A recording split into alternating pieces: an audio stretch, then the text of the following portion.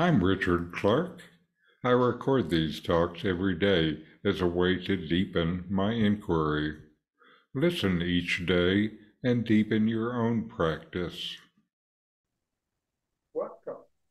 I'm reviewing and commenting on the book Talks with Sri Ramana Maharshi. Today is from Talk 605. A certain Andhra visitor gave Sri Bhagavan a slip of paper containing several questions which he desired to be answered. Sri Bhagavan took it in his hands, went through the questions, and said, Maharshi, all these questions arise so long as there is one who can ask questions. If the questioner is sought and found, the questions will end of their own accord. The questioner presents several questions seeking responses from Sri Ramana Maharshi. Instead of addressing each separately, the Maharshi shifts the focus entirely. He instead points directly to the source from which they arise. His response is simple but profound.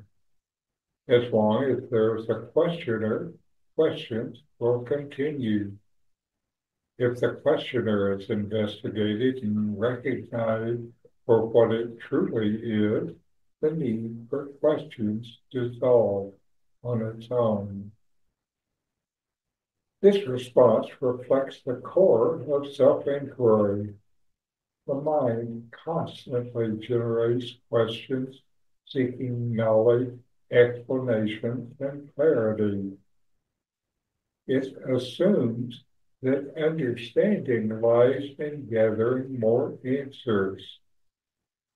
But Ramana challenges this assumption. Instead of pursuing endless answers, he directs attention to the one who is asking.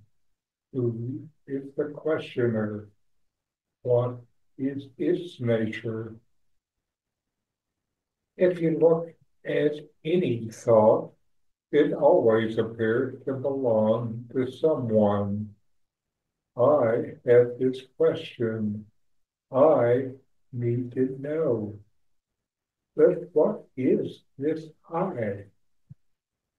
The Maharshi teaches that if you turn inward and investigate this sense of I, it cannot be grasped as a fixed entity. It dissolves, realizing that the true self was never the questioner to begin with.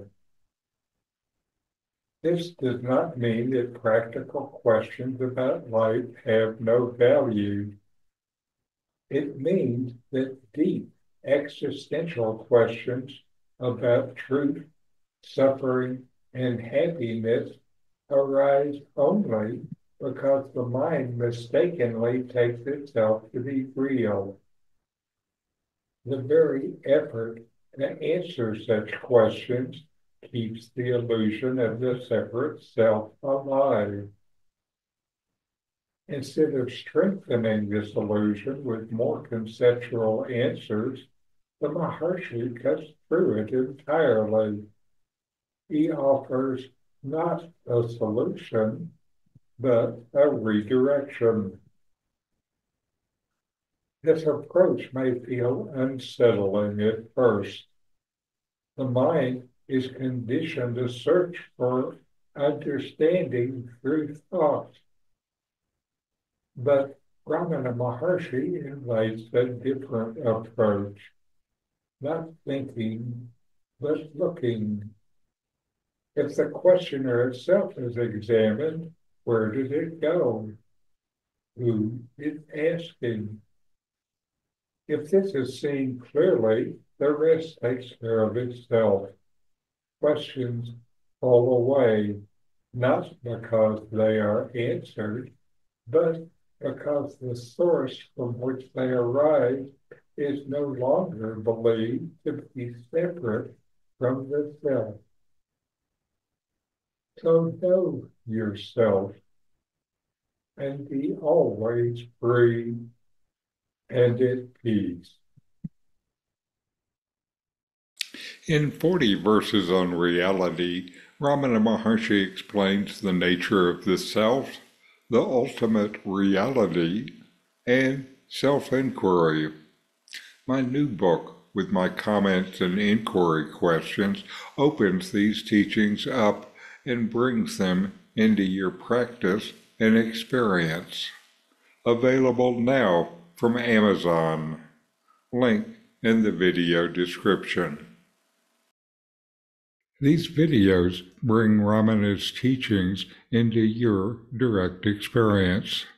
Click subscribe to see more. Click thumbs up to like, and send questions and start a dialogue with a comment